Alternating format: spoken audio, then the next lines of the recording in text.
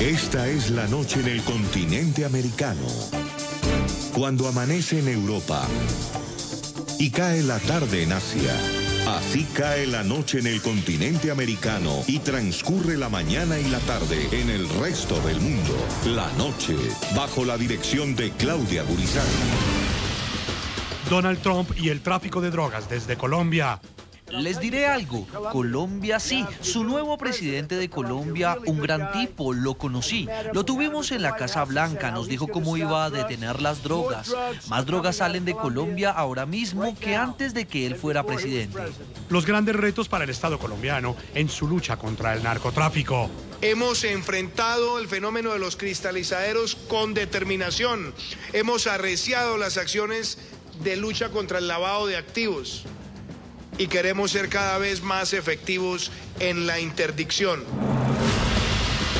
¿Cuáles son los alcances de las conexiones del crimen organizado y el terrorismo? ¿Cómo está enfrentando la región los tentáculos de las agrupaciones criminales? Hoy en el programa La Noche de NTN 24, el canal de las Américas, presentamos el panel de desafíos para América Latina frente a las amenazas terroristas que moderó el analista político Jairo Libreros durante la reunión de medio año de la Sociedad Interamericana de Prensa con la participación del general Óscar Ateortúa, director de la Policía Nacional de Colombia, el alcalde de Medellín Federico Gutiérrez y el exministro de Defensa colombiano Juan Carlos Pinzón. Comienza la noche bajo la dirección de Claudia Gurizati. El desafío para América Latina frente al fenómeno del terrorismo, creo que es uno de los temas que pensaría uno que tiene mayor incidencia, no solamente al tomar decisiones de política pública, sino de manera particular cuando hacemos una mirada de lo que ocurre en el día a día de la libertad de prensa y de expresión en el continente. En democracia es un poco difícil tener mecanismos que le permitan a uno de manera eficiente, como tomador de decisiones de política pública o en la academia, tener la temperatura exacta de lo que ocurre en materia de terrorismo. Pero nos hemos inventado cosas y hay una herramienta que yo quiero traer a colación que me permite abrir este debate con mis invitados de lujo que me acompañan. Hace ya muchos años en Estados Unidos, alcalde, se inventaron una ceremonia. Entre los meses de marzo y abril siempre se publica un documento que se llaman los requerimientos de inteligencia y tiene un capítulo especial relacionado con el terrorismo en la región. Este año no ha sido publicado.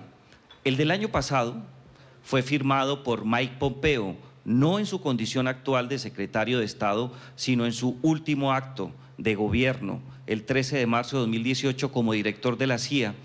Y me llama mucho la atención lo que se decía, por lo menos hace un año, la gran preocupación para el continente americano en materia de terrorismo aparentemente es la sinergia que existe con el crimen transnacional organizado. Terrorismo vinculado con narcotráfico, terrorismo vinculado con trata de personas, terrorismo vinculado con las migraciones ilegales y también terrorismo vinculado con el tema del tráfico de armas. Y traigo a colación ese tema por lo siguiente. En días pasados, hablando de terrorismo, hablando de crimen, saltó una frase del presidente norteamericano hace muy pocos días, donde afirmaba que el presidente Duque de los colombianos era muy buen tipo, hablando de seguridad en el continente, pero que el tema de la producción y exportación de drogas ilícitas de Colombia hacia Estados Unidos se ha incrementado. Y yo quiero empezar por ese tema con este panel. Si la variable de terrorismo está asociada al crimen transnacional, ¿en qué estamos nosotros en Colombia en estos momentos? ¿Para dónde vamos? Y tengo la oportunidad de empezar con un invitado que fue ministro de Defensa, pero también fue embajador en Estados Unidos. Doctor Pinzón, ¿qué tan válida es esta afirmación? ¿Qué tan vinculado está el terrorismo con el crimen transnacional organizado? Y de manera particular, ¿no estamos haciendo lo suficiente en el país para evitar el impacto que se vive en América Latina? Bueno, muy buenos días, Jairo. Hablar de terrorismo es muy relevante hoy en día porque el terrorismo va evolucionando, va mutando a través del tiempo, se nutre de las nuevas tecnologías, se nutre de las experiencias pasadas, se aprovecha de las ventajas que los estados terminan ofreciendo de manera muchas veces ingenua y otras veces de manera equivocada. Y esto es importante. En el caso de Colombia llevamos años y años del estudio y la comprensión del terrorismo como fenómeno. Que quede claro, terrorismo no es solamente el uso de explosivos en áreas de espacio público. La gente cree que un acto terrorista es solamente el día que alguien pone un explosivo y ese explosivo termina generando unas víctimas. No, esa es una forma táctica, una acción directa del terrorismo. Pero el terrorismo es una serie de acciones que utilizan múltiples facetas para crear miedo, zozobra o condicionar a la sociedad hacia objetivos de carácter político. Esta definición no me la acabo de inventar, a propósito, la leí en la Real Academia de la Lengua Española. Esto es importante no perderlo de vista. Voy a comenzar primero a responder su pregunta y luego vuelvo a esta línea de análisis. Vimos todos la expresión del presidente de los Estados Unidos. A propósito, Colombia ha tenido una relación extraordinaria con los Estados Unidos. Tenemos una alianza de carácter estratégico y esa alianza ha contribuido a que Colombia haya pasado de ser una nación de rodillas hace 20 años a ser hoy una nación que para muchos de ustedes que vienen del exterior se sorprenden de ver esta Colombia dinámica, con oportunidades, con futuro, con la posibilidad de hablar de otras cosas. Dicho eso, a mí no me gustó la expresión del presidente de los Estados Unidos en relación al gobierno actual. Yo no formo parte del gobierno. De hecho, incluso tengo mis distancias, pero no puedo compartir esa afirmación. Comparto el hecho, y lo he dicho en otras ocasiones y en otros espacios, que aquí en Colombia se tomaron pésimas decisiones en materia de narcotráfico. El narcotráfico ha sido el combustible de la violencia, de la corrupción y de los males que han aquejado a Colombia y aquejan a Centroamérica y empiezan a aquejar a otros países del continente, porque financia todas estas actividades criminales. Pues bien, haber tomado decisiones a partir del año 2013 y en el año 2015 de desmontar las capacidades que teníamos de lucha contra el narcotráfico, se advirtió iba a inundar a Colombia de coca y eso ha tenido varios efectos. Uno, incluso más consumo en Colombia. Dos, más exportación a otros países. Tres, la financiación de grupos criminales y en particular de lo que fueron las FARC en su final, que posiblemente llenaron sus bolsillos para fines de distinto orden. Hoy el mismo ELN.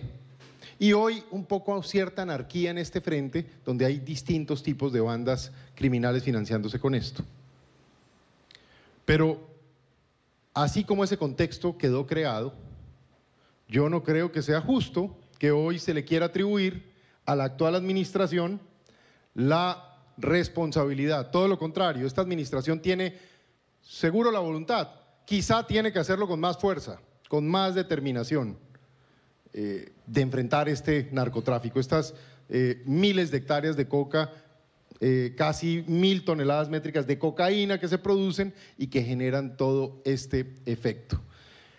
Pero no perder de vista, para luego mantener este diálogo, que al final vinimos a hablar de terrorismo y la pregunta es, ¿cuál es la conexión entre el crimen organizado y el terrorismo? Este es un tema bien importante. Segundo, cómo el terrorismo mutó en Colombia y hoy en día lo vemos actuar con distintas formas que crean desestabilización y que pretenden al final objetivos de carácter político. Y yo creo que esto no se puede perder de vista. Hay que poner a un lado las cosas positivas de quienes abandonaron las armas, quienes legítimamente lo han hecho y lo hicieron, pero no caer en la ingenuidad de olvidar todo lo que quedó allí y cómo utilizan hoy redes sociales, utilizan hoy la protesta social legítima, totalmente infiltrada y con fines de desestabilización. Y Doctor cómo Pinzón, se alcanzan otros objetivos. volvemos con ese tema. Quiero Claro que darle sí. la palabra al alcalde de Medellín. ¿Cómo ve, alcalde, esa variable entre terrorismo y crimen transnacional organizado? ¿En qué estamos en Medellín? Pero empecemos a mirar también el impacto que ha sufrido la ciudad por cuenta de la presencia de actores regionales y de otros lugares fuera del continente en materia de terrorismo. Hilando un poco lo que decía Juan, uno mira un país que en el 2013 llegó a tener el menor número de cultivos de los últimos años, eran 48.000 hectáreas, y cómo hoy se superan las 200.000 hectáreas. Seguramente el último informe que va a salir va a mostrar que Colombia supera las 230.000, 240.000 hectáreas, y con un agravante mucho mayor, que no estamos hablando de la misma productividad de una hectárea hace 15, 20 años a lo que es hoy. Antes podíamos estar hablando de hectáreas que tenían una cosecha al año. Hoy estamos hablando de hectáreas que tienen 4 o 5 cosechas al año. Casi que son 1 millón de hectáreas de esa época. O sea, lo que uno ve hoy realmente alrededor del terrorismo, del riesgo de la conexidad que existe con los grupos armados organizados en el país, es justamente ese, que lo está ligando Juan Carlos y seguramente el general Ateortúa nos va a ayudar a entender. Pero un resumen, yo diría, Colombia ya ha experimentado varios tipos de terrorismo. Uno mira un terrorismo como se trató en su momento de parte de las organizaciones del narcotráfico para presionar y casi que arrodillar a un Estado para evitar la extradición. Eso fue un terrorismo que vivimos en todas las ciudades del país. Y yo hablo pues propiamente por Medellín, solo en 10 años, en casi una década, entre 1983 y 1994, solo en Medellín, sin comparar cifras posteriores o anteriores, ni otras ciudades, solo en Medellín murieron 46.612 personas por esa lucha que tenía estas estructuras criminales para arrodillar al Estado. Cuando uno mira lo que hicieron después buscando un reconocimiento político, como lo hizo las FARC, acabó con cuántas poblaciones en el país a través del terrorismo, a cuántos periodistas, a cuántos militares, soldados, civiles no asesinó también. Alcaldes. Alcaldes, no, pues toda la sociedad civil, diría yo. Yo lo que sí creo es que hay una relación directa entre el terrorismo y hoy los nexos con las estructuras criminales. Yo puedo hablarle propiamente de lo que vemos en Medellín y que hay que entender es a lo que estamos expuestos, que es el llamado que hace tanto mi general y ha hecho Juan Carlos hoy, de no tomarse una decisión frente al tema de los cultivos ilícitos en el país y un aumento, pues usted puede estar hablando de un país que no es viable. Usted ve cómo no solo la droga hoy sale, sino que también se queda, generando todos los problemas que hay en todas las poblaciones del país, no solo en las grandes ciudades o grandes capitales. Hable con el alcalde del municipio más pequeño de Colombia y le va a contar el mismo drama que vivimos nosotros día a día. Hoy vemos un terrorismo en algunas zonas, no con la misma intensidad de pronto que se vivió años anteriores, pero usted sí ve hoy organizaciones criminales dedicadas al narcotráfico que tienen estructuras ligadas ya a nivel regional en el país, pero también internacional, que para mantener, por ejemplo, control de zonas urbanas, queman buses, tiran granadas, y es lo que tanto se ha dicho acá, no tanto es solo la intensidad de lo que se creía el terrorismo, es solo el carro bomba. No, aquí se genera terrorismo, es generar miedo, generar temor, generar zozobra para lograr control territorial o para lograr reconocimiento político o para lograr temas que necesitan ellos para mantener viva la renta criminal. Pero lo cierto es que hoy tienen capacidad militar, que hoy tienen, ¿qué les da esa capacidad militar? Se las da la capacidad financiera. Hoy estas estructuras criminales tienen más plata que la que tenían muchas décadas atrás y creo que es una alerta de las más importantes para el país, pero para mí en mi concepto sí hay una conexidad clara. Hay estructuras criminales dedicadas directamente al narcotráfico, aliadas con estructuras internacionales que por supuesto lo que buscan es generar terror. Alcalde, muchas gracias. Voy con el general Ateortúa. General, ¿cómo se ve desde la policía la evolución del fenómeno terrorista, no solamente mirando lo que ha ocurrido en Colombia, sino el impacto regional que tenemos por cuenta de la presencia de actores criminales de otros países de la región y de muchos otros sitios? Usted ha tenido una posición privilegiada para tener una lectura. ¿Cómo se ve desde la Policía Nacional? En primera instancia, qué honor estar aquí con ustedes. Indudablemente, el terrorismo es una amenaza a la seguridad de todas las naciones. Es una acción completamente premeditada, que ha sobrepasado las acciones contra el Estado mismo y ha involucrado a los pueblos y a las personas. Pero cualquier justificación es absolutamente inaceptable para nosotros. Colombia ha tenido una historia y un bagaje bastante grande en la lucha contra el terrorismo. Y podemos decir que a diferencia de muchos países, tuvimos una época de poco recordar que era el famoso narcoterrorismo, que era cuando estos grandes carteles, integrados con otros actores criminales, adelantaban acciones completamente de terror contra nuestra sociedad misma, como solamente con un objetivo, en procura de obtener beneficios del narcotráfico. Y allí los profesionales de la prensa eran unos actores tremendamente importantes, porque su solo desarrollo de la profesión los llevó a convertirse incluso en objetivos de los violentos para tratar de transformar sus ideas. ¿Al lado de quiénes? De magistrados, de jueces, de nobles representantes del gobierno, de políticos y de muchos policías que abandonaron este mundo. Hecho esta advertencia, quisiera yo decirle, Jairo, que si el terrorismo es una amenaza completamente a la seguridad de las naciones, ¿por qué estamos tan distante en el mundo entero de tener un solo concepto en contra del terrorismo? Por supuesto, todos tienen particularmente unos matices, donde definen que es causar terror, que va en contra de los estados, que va en contra de las democracias, en contra de una organización típicamente definida, que va en contra de la integridad humana, pero particularmente se les olvida, y sí hemos tenido un cambio, una evolución en el mismo concepto del terrorismo, que ha sobrellevado desde las Naciones Unidas, desde Europa mismo, pasando por Perú, donde ya le integran la utilización de artefactos explosivos, yendo a Paraguay, donde mencionan incluso cuáles son los que accionan, activan o permiten y cómo vulneran las relaciones diplomáticas internacionales, llegando hasta Colombia, donde en Colombia le colocan un ingrediente que es atípico, y es que terrorismo incluye aquellos elementos utilizados para el transporte de fluidos y en contra de los medios de comunicación, que seguramente no se ven en otra parte del mundo. Ahora, hecha esta salvedad, quiero retrotraerme un poco y recordar cómo empezó el terrorismo en Colombia. El terrorismo era con dos actores, uno las guerrillas, que hacían atentados en contra de instalaciones militares y de policías, y en el medio quedaba la sociedad civil, y después el narcotráfico presionando para que se tomaran decisiones políticas. Pero ¿cómo hemos evolucionado? Eso también nos conlleva a nosotros a repensarnos, por supuesto, porque el mismo acción del terrorismo nos llevó a que a través de un Ministerio de Defensa identificara cuál era la capacidad del rival, verificáramos por qué trabajábamos divididos y cómo nos integrábamos en una sola unidad para contrarrestarlo, buscar la manera de integrar las inteligencias, que habláramos el mismo lenguaje, pero además de eso, que se llevara capacidades integrales a la sociedad para que la acción del Estado no fuera la fuerza pública. Y ahora sí miremos cuáles eran sus necesidades. Todos ellos, a lo largo de la historia en Colombia, han estado posados en los lugares donde están los cultivos ilícitos. Y gracias por esta oportunidad, porque puedo decirle que 12 años de mi vida institucional la pasé luchando contra el narcotráfico, y fue en la unidad donde mayor años de mi vida profesional dediqué.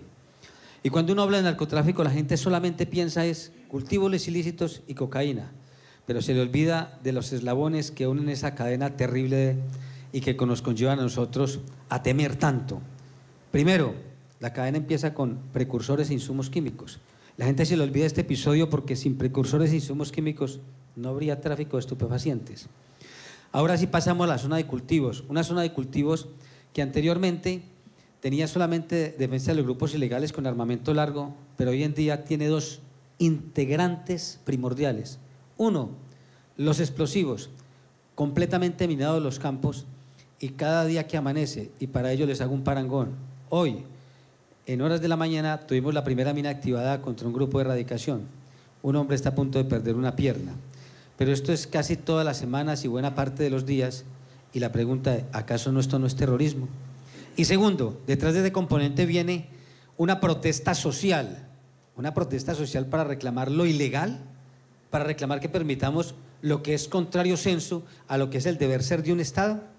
Son ingredientes que pueden llegar a alimentarlo de alguna manera. Por supuesto, hay actores criminales, muchas veces asusándolos para que lleguen a estos territorios. Sigamos nosotros, y lo que ocurre con la producción en los laboratorios de base, el rioxidadero que llaman, el diclorhidrato de cocaína, porque allí entran otros actores. Y viene también otro componente del terror, el terror que le causan al medio ambiente, destruyéndolo de una forma irreversible, vertiendo de los afluentes hídricos todo lo que son los insumos y los precursores químicos y el resultado de haber procesado 1 kilo de clorhidrato de cocaína. Luego vienen las rutas a través del territorio nacional y dentro del mismo terror es quien se atreve a enfrentarlos y avasallarlos, son amenazados, son eliminadas familias y son enfrentados de alguna manera hasta con armas de fuego. Pero hoy día aparentemente hay otras amenazas terroristas que no son de la región. Hay mucha preocupación, dicen algunos, general, por la presencia de Hezbollah en la región, que se mueve con tranquilidad. Hay otros que se preocupan de la mano con Hezbollah, que los iraníes están por acá, que los sirios están por acá, que hay están acantonados aparentemente en Venezuela, que hay presencia militar, que hay presencia armada de apoyo por parte de los chinos y los rusos en la región. Tema que no conocíamos o por lo menos no teníamos una idea muy clara desde la crisis de los 60, los misiles, de presencia de armamento extrarregional. ¿Cómo se ve el nuevo panorama del terrorismo en América Latina? ¿Es propio de las actividades políticas que ocurren en la región o vamos a estar pensando en temas por fuera de la región y nos van a convertir en América Latina en un sitio propicio para este drama? Hoy en día hay muchos campos, mucho más abiertos. Hay unos que son terrorismo nacionalista, otros terrorismo separatista, otros terrorismo religiosos, hay terrorismo vinculado al narcotráfico, hay terrorismo psicológico y hemos llegado al terrorismo cibernético. Estos son diferentes campos que abre un panorama para que el terrorismo pueda suceder en cualquier parte del mundo. Tanto en lo que han llamado las sociedades de alta intensidad, los sociólogos, como las sociedades de baja intensidad. En las de baja intensidad hay muchas cosas que ya han pasado y han pasado las guerras y siguen sucediendo actos terroristas. En las sociedades como América Latina, donde todo está avasallando y todo se está incrementando y todo está pasando, también hay acciones terroristas. Razón por la cual parto por decirles que ninguno de nosotros está libre del terrorismo. Pero hay dos clases de terrorismo interesantes, el terrorismo activo y el terrorismo pasivo, tanto para los actores como para las sociedades mismas. ¿Y qué es un terrorismo pasivo? Si en nuestras sociedades nosotros somos respetuosos de la condición religiosa y tenemos particularmente algunas iglesias, mezquitas, llámela como quiera, donde se integran algunas personas a profesar su religión, puede ser un terrorismo pasivo porque alguien puede querer afectarlas, como se ha visto en algunos países de América Latina. Pero asimismo, los terroristas consideran el terrorismo pasivo aquellos sitios donde pueden buscarlos para enquistarse, para buscar capacidades económicas, para obtener un lugar de tránsito y simplemente para observar qué hay alrededor de su propia comunidad. Pero hay terrorismo activo, donde van y realmente ejecutan acciones de terror en contra de esas comunidades, o del Estado mismo, o comunidades ajenas donde les hemos abierto las puertas para que se entremezclen con nosotros. Y las sociedades mismas, hay también terrorismo activo, cuando les permiten, con conocimiento previo, que ellos vienen a adelantar acciones y a incrementar sus arcas para patrocinar el terrorismo, y que simplemente les permitimos y les damos el ambiente propicio para que ellos incrementen estos procesos y procedimientos irregulares. General, muchas gracias. Doctor Pinzón, ¿estamos preparados para otra clase de terrorismo en América Latina? Sí es cierto que hay unas facetas que se mueven y que deberíamos preocuparnos sobre ese particular. Pues mire, dos temas me gustaría tocar en ese frente. Uno, los tipos de terrorismo que uno puede ver o organizaciones que lo promueven en América Latina están en dos dimensiones. Usted lo explicó, un poco el terrorismo islámico y lo que se refleja en el continente, en particular desde Venezuela por la presencia de Irán o en algunos puntos específicos del continente como la zona de La Guajira. Siempre hablamos en la zona de Maicao, había alguna información en su momento, en la zona de Panamá o en Paraguay, digamos por decirlo de alguna manera, por paquetes de presencia de gente con extremismo islámico. Hasta hoy no se han presentado hechos, pero digamos ese es un tema que siempre se ha mirado. La segunda dimensión es la que yo quisiera dejar hoy enfrente a los amigos de la prensa internacional y de la prensa interamericana hoy, es el crimen organizado, como de una u otra manera el alcalde de Medellín, el director de la Policía de Colombia, nos muestran esa conexidad entre crimen organizado y hechos de terrorismo. Primer mensaje, el continente que más homicidios tiene en el planeta es nuestro continente. No perdamos de vista eso. Segundo, ¿desde dónde están ocurriendo la mayor parte de los homicidios o en qué zonas se reflejan esa mayor parte de los homicidios? Donde hay crimen organizado que de una u otra manera utiliza el narcotráfico u otros crímenes para alcanzar objetivos políticos, o en estados, como hemos visto hoy acá, donde ya se han enquistado en el poder esos mismos tipos de individuos y usan el terrorismo de Estado contra los ciudadanos. Quiero hacer notar lo siguiente: quienes hemos tenido que enfrentar de una u otra manera el terrorismo, nos hemos encontrado con que los estados democráticos actuamos con reglas, actuamos con la Constitución en la mano, actuamos en la defensa de los derechos humanos y en cierto sentido nos amarramos un poco las manos para poder tener el más alto estándar moral, pero por supuesto con limitaciones en el uso de la fuerza y de la supresión de libertades. Quienes están del otro lado, llámese organizaciones de crimen organizado o estructuras políticas que se financian de crimen organizado, no tienen reglas, profesan la idea de la impunidad para sus fines y por el otro lado están dispuestos a cualquier cosa, la teoría de todas las formas de lucha. Y una vez llegan al poder, ejemplo Venezuela, el objetivo es mantener el régimen a todo costo y por lo mismo cualquier cosa que se haga para afectar a la ciudadanía se hace en nombre un poco del sistema.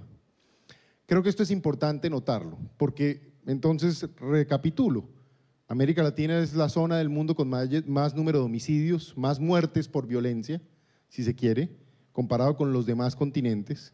2, hay un crimen organizado que se ha ido gestando y tristemente fortaleciendo. 3, ese crimen organizado tiene tentáculos y fines políticos.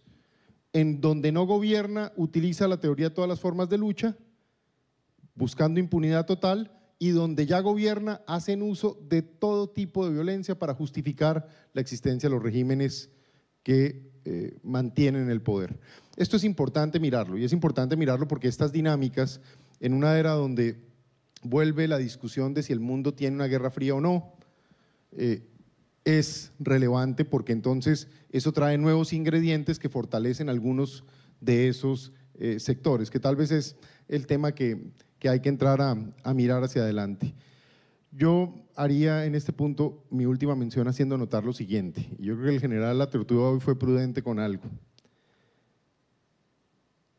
Desde Venezuela está la comandancia del ELN y estuvo la comandancia de las FARC, de allá salieron, ellos no salieron de Colombia, los jefes de las FARC salieron desde Venezuela y los jefes del ELN viven plácidamente en Venezuela. Y el responsable de la estructura terrorista que ordenó el atentado del mes de enero en la ciudad de Bogotá, en nuestra escuela de policía, ejerce su mando y autoridad desde territorio venezolano. Yo me pregunto si en otro lugar del mundo hubiese ocurrido que hay un grupo terrorista que está bajo la protección y la conciencia del régimen, en este caso de Maduro, y si hubiera sabido que ordenó o que permitió un atentado terrorista en otro país, ¿cómo habría reaccionado ese otro país? Si fuera una potencia, si fuera un país con cierta capacidad, seguramente en defensa de sus ciudadanos por lo menos habría creado una posición y una tensión. Yo traigo esto a la discusión porque parte de las tensiones que estamos viviendo hoy en el continente y a veces que algunos dicen, ¿no será que el gobierno de Colombia está sobrereaccionando?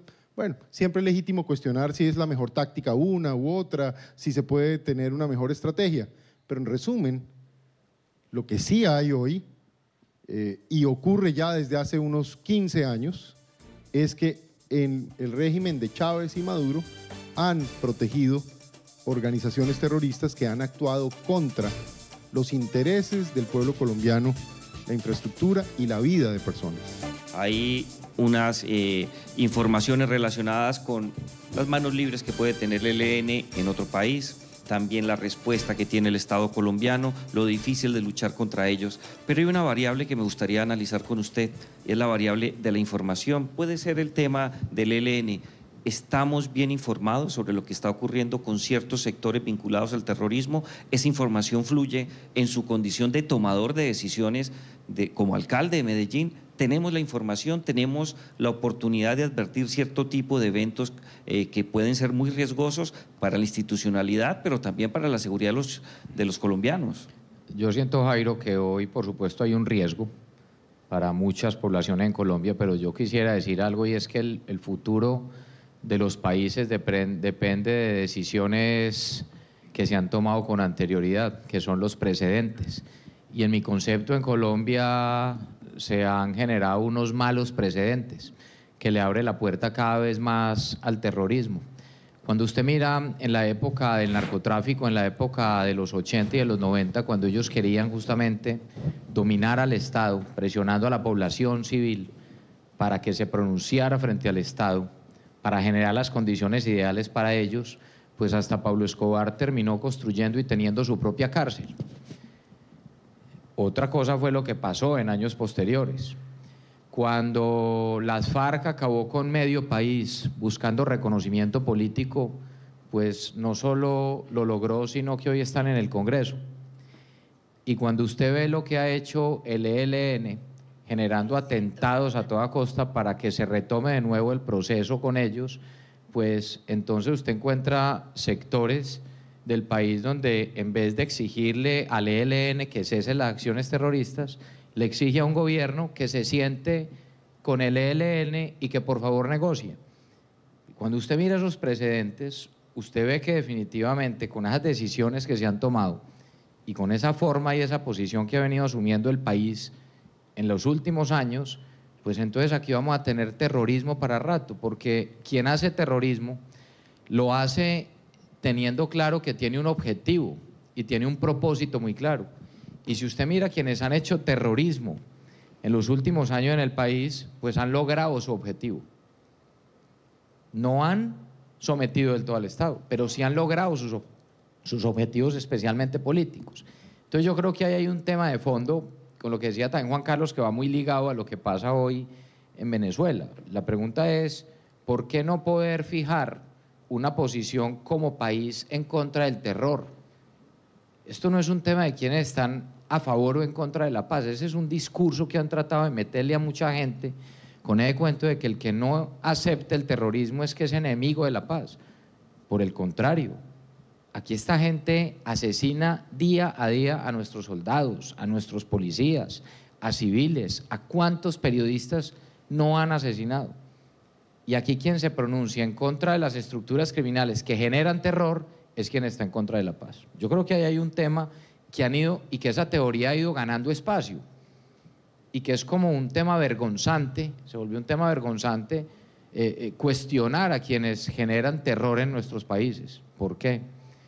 Mire lo de Venezuela más allá que un gobierno o que una dictadura, es una estructura criminal organizada al servicio del narcotráfico, que tiene sus mejores aliados en quienes hacen peor daño en este territorio. No es un misterio, yo entiendo la prudencia de mi general que él no lo pueda decir, pero nosotros sí lo podemos decir, como lo ha dicho Juan Carlos y nosotros. Claro que hay información de que los jefes del ELN están protegidos en Venezuela. Claro que hay ¿Fluye la información bien a los tomadores? Claro que hay información de que las FARC durante todo ese tiempo hacían ataques terroristas en Colombia y se escondían en Venezuela. Como también hay información de que personas que hoy ni siquiera se han presentado ante la JEP de la negociación de las FARC también han estado en Venezuela. Entonces, y aquí vamos a un tema de fondo. ¿Va a ceder el país al terrorismo simplemente para sentarse a una mesa de negociación? Hace poco nosotros recibíamos información de cómo, por ejemplo, el ELN planea atentados en ciudades principales, cómo el ELN, por supuesto, no ha cedido a su interés de conformar cada vez más células urbanas y las células de guerra. Ya lo han hecho, es que ya lo hicieron en Bogotá. Y cómo una gran parte de la población, que es lo que uno se aterra, justifica que el hecho de que se haya dado un atentado, pero no, es que no importa porque fue en la policía. y es que la vida de nuestros policías no vale. Es más, esos jóvenes todavía no eran policías, eran estudiantes. Y entonces, aquí la pregunta es, ¿qué posición va a generar el país de ahora en adelante para ver si de una vez por todas se acaba o no el terrorismo? Es que cuando hay actos de terror usted no puede negociar. Y yo le pongo el ejemplo por qué eso va haciendo eco en muchos sectores en el país. Yo veía esta semana, entonces se habla de la protesta social. Yo estoy de acuerdo que exista, por ejemplo, toda la reglamentación y toda la posibilidad de la protesta social, pero una cosa muy diferente son las vías de hecho y la violencia. Esta semana a las afueras de la Universidad de Antioquia, en la Universidad de Medellín, una vez más frenaban la avenida Barranquilla, Luis Miguel, y la frenaban, y decían, somos estudiantes apoyando la minga indígena. Armados, parando carros, tractomulas, armados, intimidando a las personas para que se bajaran, que si no los asesinaban, y bloqueando una ciudad entera. ¿Cuál es el interés que hay allí? ¿Por qué trataban de tomarse encapuchados esta semana una institución educativa como la del ITM, que es el Instituto Técnico Metropolitano, que es nuestro de Medellín, donde tenemos más de 25.000 estudiantes? Entraron encapuchados, dañando las cámaras de seguridad, daños por más de 80 millones de pesos, tirando papas bomba, amedrentando a los estudiantes. Y fueron los mismos estudiantes del ITM quienes expulsaron a los encapuchados de la Universidad ITM. La pregunta es, ¿hasta cuándo vamos a ceder? Ese es el tema de fondo. Claro que hoy hay riesgos. La pregunta es, ¿qué ejemplo seguimos dando o qué mensaje seguimos dando que si alguien quiere lograr algo, genere terror? El mensaje que va quedando en el país es que si alguien quiere lograr algo, genere terror, haga terrorismo, no importa si es narcotraficante, no importa si tiene una ideología en términos subversivos o si es que quiere lograr un tema para controlar territorios. Y durante mucho tiempo lo han logrado. Y yo por eso creo que usted solo tiene 3 formas de asumir ese tipo de situaciones cuando usted es tomador de decisiones, que es tu pregunta, que es lo que ha ocurrido en muchas oportunidades. O usted, para bajar tasas de delito, se sientan y logran pactos y negocian, que esa es gravísima. Sí. Otra que es la indiferencia total, que también es gravísima, o una tercera salida que también genera, por supuesto, efectos, pero que debe ser la adecuada para un país, y es combatir esas estructuras criminales y darle ejemplo sobre todo a esas nuevas generaciones que vienen. Alcalde, lo interrumpo un segundo. Doctor Pinzón, ¿hay réditos políticos? Este ejercicio de presionar al gobierno, desconocer las instituciones públicas, afectar a cadetes, como es el caso que se está citando, secuestrar, perseguir y matar a ciudadanos, ¿qué tantos réditos políticos se está dando en el país? Hemos sido permisivos en el caso de Colombia, pero si usted mira lo que ocurre en América Latina, aparentemente esta experiencia se repite en la región. Políticamente hablando, ¿por qué es tan rentable? Mire que hace unos días me he venido enterando que, según varias personas, yo era un poco el obstáculo, supuestamente, para firmar un acuerdo con el grupo FARC. Y para mí ha sido un poco, no sorpresivo, pero sí me ha llamado la atención la claridad con que lo dicen. Y yo me pongo a mirar hacia atrás y de manera transparente, franca, profesional, leal con Colombia, leal con las Fuerzas Armadas, leal con mi país, leal con valores y principios, siempre dije, vamos a hacer uso de la fuerza legítima del Estado en el marco del respeto de los derechos humanos, en el marco del respeto del derecho internacional humanitario, con el objetivo de llevar a aquellos que están haciendo uso de la violencia a que tengamos una negociación que de manera legítima termine con el uso de la violencia y cree un escenario de espacio político. Y hasta ahí yo creo que no hay forma de que alguien racional esté en desacuerdo. Pero ¿dónde están las fronteras? ¿Dónde están las líneas? cuando se empiezan a crear lo que los economistas llamamos incentivos perversos. Y en ese punto yo sí nunca estuve de acuerdo. Incentivos perversos. Uno, por ejemplo, facilitarle a una organización criminal que se financie con actividades criminales como el narcotráfico. Desmontar la capacidad del Estado para luchar contra el narcotráfico y facilitar que ese narcotráfico pueda ser la caja de la actividad criminal y su conexidad política. Pues yo no podía estar de acuerdo con eso. Y me parecía que ese incentivo no solo iba a ser malo para la sensación de la sociedad colombiana, de justicia, de equilibrio, de equidad, sino que iba a revitalizar con nuevas formas las actividades criminales en el país. Con preocupación encuentro que cuando dije que el país iba a inundar de coca, resultó que Colombia se inundó de coca. Y lo más grave, vaya y venga la coca. ¿Cuál es el efecto? A partir del año de junio del 2017, Colombia volvió a tener un incremento en la tasa de homicidios. En el 2018 ya la tuvimos y este 19 no está fácil. Y estamos viendo cómo hay una financiación de múltiples organizaciones asociadas a este tipo de cosas. Segundo incentivo perverso. Una cosa es que gracias a la presión de nuestras fuerzas militares y de policía, y quienes me conocen un poco se aburren porque sueno repetitivo, pero las quiero profundamente, les tengo enorme gratitud y las defenderé siempre por carácter, por principio y por obligación moral e histórica. Y por supuesto que con un enorme sacrificio, con muchas vidas que entregamos, llevamos a esos grupos, en este caso, a las negociaciones de La Habana.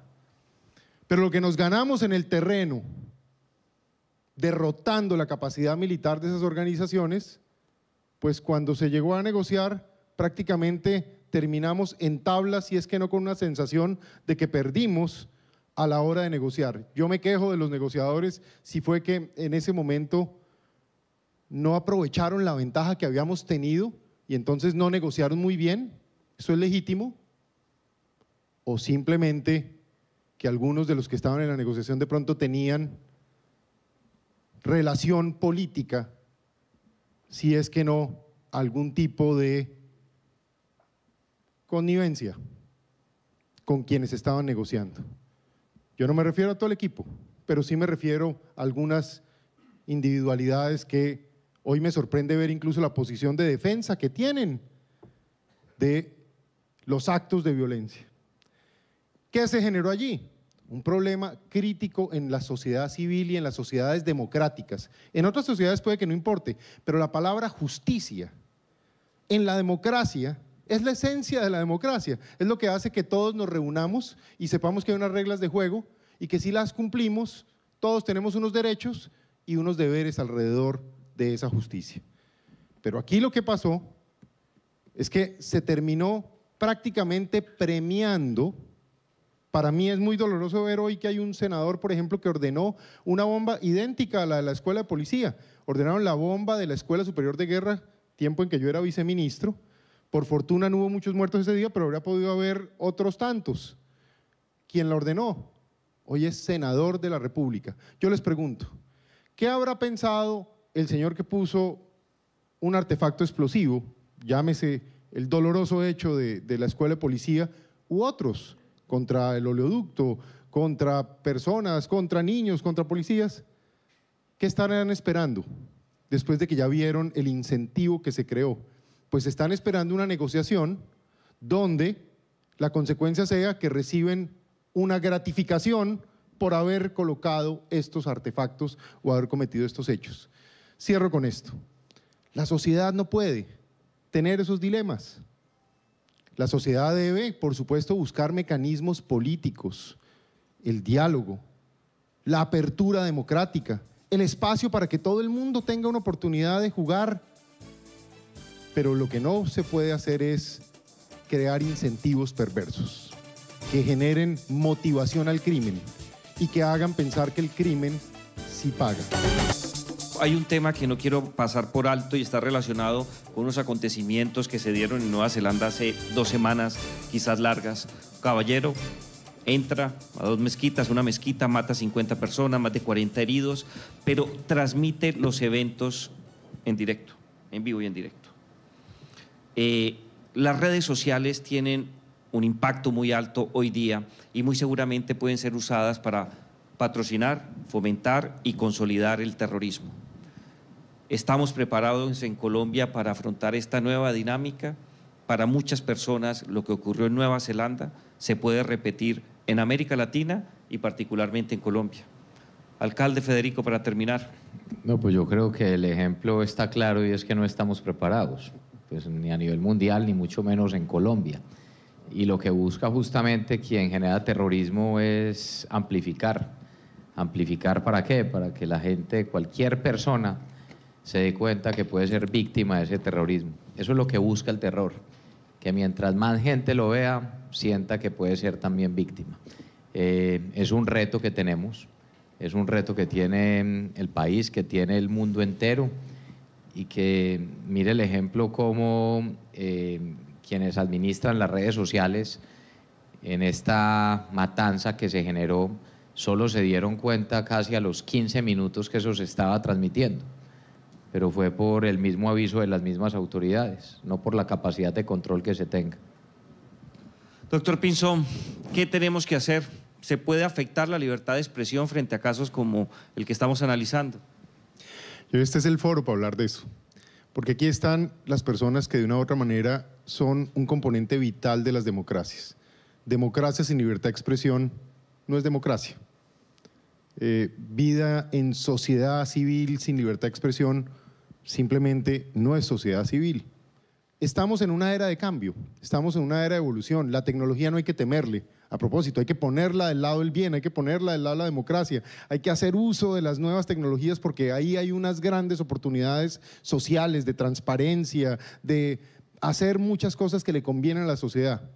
Pero también, como en todo, hay que generar esa conciencia y, insisto, si no son quienes luchan por la libertad de expresión y la libertad de prensa como ustedes, quienes de un poco nos dan luces a los demás, seguro que quienes hemos estado del lado de funciones de Estado, de pronto podemos sonar más bien tratando de coartar libertades que no debemos coartar. Hay que ver cómo hacemos esto con ustedes.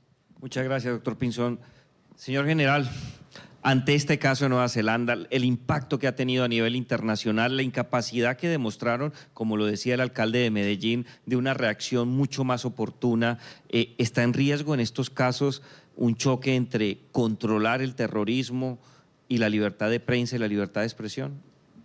Jairo, es indudable que en un Estado social de derecho y una democracia, y me identifico con el doctor Pinzón, tiene que tener una libertad absoluta de los medios periodísticos para que nosotros conozcamos qué está sucediendo, no solamente en nuestro terruño, sino también en cualquier parte del mundo entero. Este ejemplo que pasó en Nueva Zelanda, donde nos dicen más de 1000 personas estaban durante 17 minutos viéndolo en vivo y ninguna le informó a las autoridades. Más de 1.200.000 personas que trataron de replicar el video, pero más de 1.700.000 que lograron replicarlo. ¿Y a cuántas personas del mundo entero llegaron sin control alguno a través de los medios tecnológicos que deberían tenerlos? Pero además la responsabilidad social de padres, de familia y de nosotros mismos como autoridades y como representantes de toda la sociedad en las calles, ¿dónde estaba? La otra reflexión es, ¿cuál es el control que vamos a adquirir? ¿Será que las plataformas tienen los motores suficientes para que ellos identifiquen imágenes, además de palabras, videos y acciones, que no se vuelva a repetir una circunstancia tan lamentable como ellas? Y si no, ¿cómo vamos a llevar el control? Porque realmente ya nos sucedió una vez, ¿cuántas veces más? Porque yo seguramente le pregunto a cada uno de ustedes, quisiera que su hijo hubiese visto un asesinato en vivo y en directo, o la réplica del mismo, y yo pienso que todos al unísono decimos no. Y lo otro es que ustedes, que son unos profesionales responsables, como todos nosotros, debemos unirnos en algo: fortalecimiento de valores, de virtudes, y nosotros mismos pedir la restricción en el ámbito familiar para que cosas como esta no alimenten e incentiven la criminalidad al interior de nuestros hogares. General Tortuga, doctor Juan Carlos Pinzón, alcalde Federico Gutiérrez, muchas gracias.